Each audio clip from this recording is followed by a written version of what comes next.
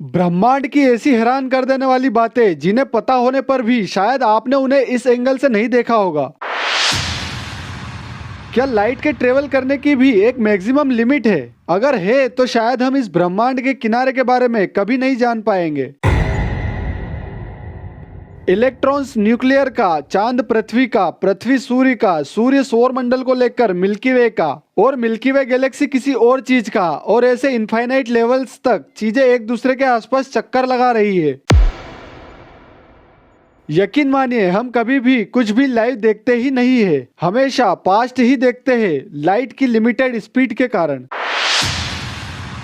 भयंकर रहस्यमयी ब्रह्मांड की अमेजिंग बातें।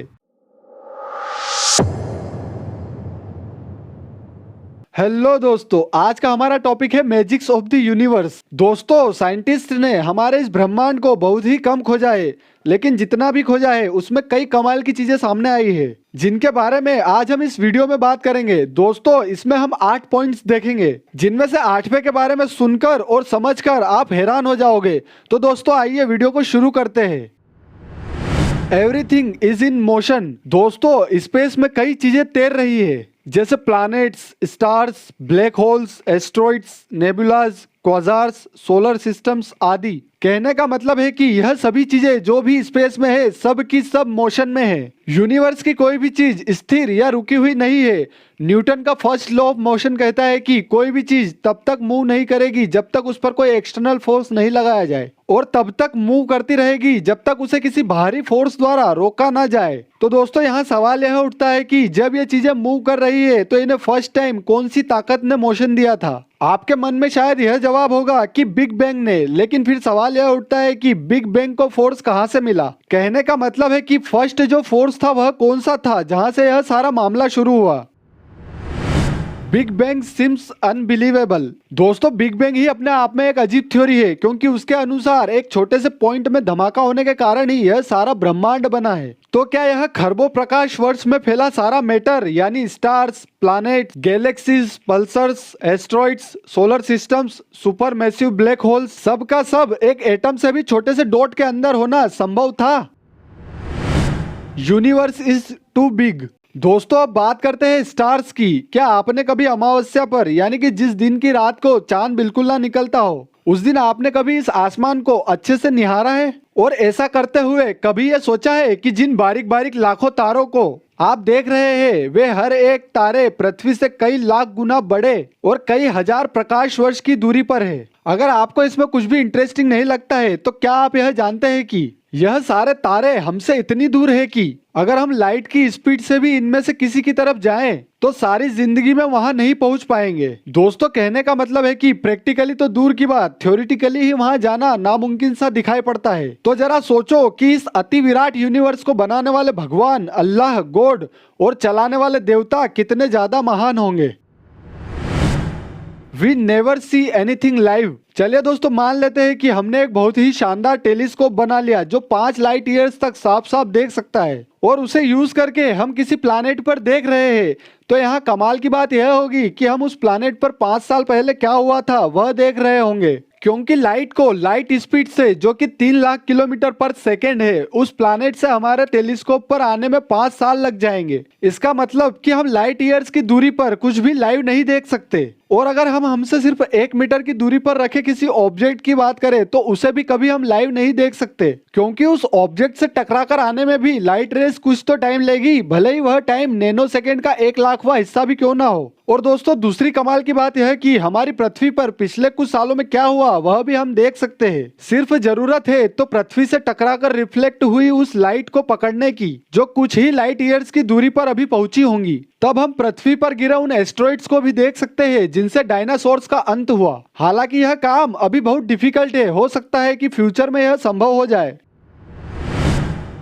Maximum travelling distance of light. दोस्तों, इस 93 बिलियन लाइट ईयर्स के ऑब्जर्वेबल यूनिवर्स का हमने बहुत दूर से आ रही लाइट रेस के कारण पता किया है, लेकिन क्या आपने कभी यह सोचा है कि इस लाइट की भी एक मैक्सिमम ट्रेवलिंग लिमिट होगी। यह कहीं तो जाकर कम और कहीं पर जाकर खत्म जरूर होती होंगी। कहने का मतलब है कि ट्रेवल करते हुए लाइट पार्टिकल्स फोटॉन्स की भी कोई मैक्सिमम ट्रेवलिंग डिस्टेंस होगी, एक ऐसी डिस्टेंस जहां तक जाकर लाइट पार्टिकल्स पूरी तरह से डिस्ट्रॉय हो जाते होंगे। अभी साइंस ने इसको इनफाइनाइट माना है, क्योंकि इसका जवाब अभी किसी के भी पास नहीं है कि लाइट आखिर कितनी दूर तक ट्रेवल कर सकती है।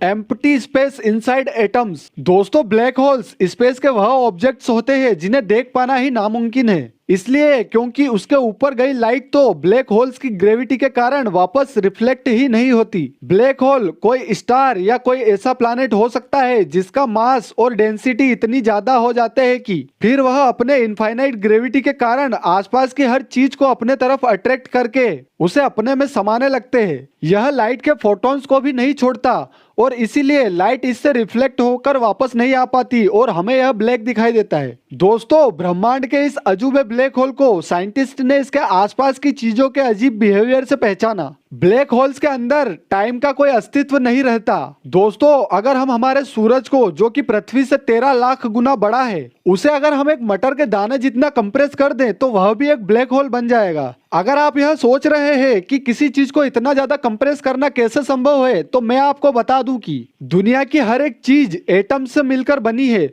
और वह एटम्स 99.99% खाली जगह के बने होते हैं। कहने का मतलब है कि एटम के न्यूक्लियर में प्रोटॉन्स और न्यूट्रॉन्स है और इलेक्ट्रॉन्स उसके आसपास चक्कर लगाते हैं, जो कि न्यूक्लियर से थोड़ी सी डिस्टेंस मेंटेन करके रखते हैं। अगर हम किसी तरह से एटम्स के बीच के न्यूक्लियर्स और इलेक्ट्रॉन्स के बीच की दूरी को कम या खत्म कर दे तो किसी भी चीज को बहुत ज्यादा कंप्रेस किया जा सकता है। Gamma ray burst. Gamma ray burst. दोस्तों, अगर आपने यह नाम पहली बार सुना है तो मैं आपको बता दूं कि गामा रे बर्स्ट एक ऐसी घटना है जो इस यूनिवर्स में अभी तक की सबसे ज्यादा चमकीली घटना में से एक मानी गई है। जब दो न्यूट्रॉन स्टार्स आपस में टकराते हैं और ब्लैक होल बनाते हैं तो इससे भयंकर गामा रेज उत्पन्न होती है। यह घटना किसी ब्लैक होल द्वारा किसी बड़े तारे को अपने अंदर समेट लेने पर भी होती है। यह इतनी शक्तिशाली होती है कि अगर पृथ्वी से 500 लाइट ईयर्स की दूरी पर भी यह हो तो पूरी ही पृथ्वी को एक ही सेकेंड में जलाकर राख कर सकती है। कुछ वैज्ञानिकों की माने तो लगभग 45 करोड़ साल पहले एक ऐसे ही गामा रे बर्स्ट के कारण पृथ्वी से जीवन का नामो निशान खत्म हो गया था। Everything orbiting. दोस्तों, मैजिक्स ऑफ यूनिवर्स में अब हम एक ऐसी चीज देखेंगे जो इस यूनिवर्स की हर वस्तु का स्वभाव है, और वो यह है कि हर एक हल्की वस्तु अपने से भारी वस्तु का चक्कर लगाती है। और यह एक बहुत ही अजीब घटना है, जैसे एटम्स के न्यूक्लियर के आसपास इलेक्ट्रॉन्स का चक्कर लगाना। दोस्तों, अगर आपको इसमें कुछ खास इंटरेस्टिंग नहीं लग रहा तो आइए इसे एक लार्ज स्केल पर देखते हैं। जैसा कि हम सभी जानते हैं कि चांद पृथ्वी का चक्कर लगाता है, पृथ्वी चांद को लेकर सूर्य के आसपास चक्कर लगाती है, लेकिन दोस्तों वहीं ये सूर्य भी पूरे के पूरे सौर मंडल को लेकर हमारी गैलेक्सी मिल्की वे के सेंटर के आसपास चक्कर लगाता है। अब बात आती है मिल्की वे गैलेक्सी की, तो हमारी आकाशगंगा मिल्की वे भी बहुत सारी गैलेक्सीज के क्लस्टर के साथ मिलकर एक सुपरमैसिव ब्लैक होल का चक्कर लगाती है। और दोस्तों, यह सुपरमैसिव ब्लैक होल चक्कर लगाता है सेंटर ऑफ यूनिवर्स का, और इससे आगे यह यूनिवर्स भी शायद किसी न किसी चीज का चक्कर लगाता होगा, जिसके बारे में अभी हमें पता चलना बाकी है। और दोस्तों, उसके आगे पता नहीं क्या क्या होगा जो किसी न किसी चीज का चक्कर लगा रहा होगा, शायद इनफाइनाइट लेवल्स तक, और शायद अंत में यह सारी चीजें मिलकर भगवान, अल्लाह, गॉड, जो कि सब एक ही है, शायद उनका चक्कर लगाते हो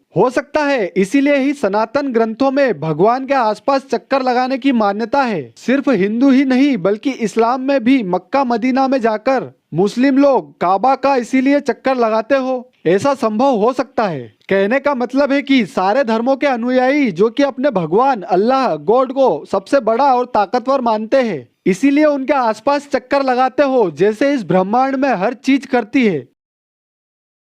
दोस्तों, अगर वीडियो अच्छा लगा हो तो हमें सपोर्ट करने के लिए लाइक, कमेंट, शेयर और सब्सक्राइब जरूर कीजिए। Thank you for watching.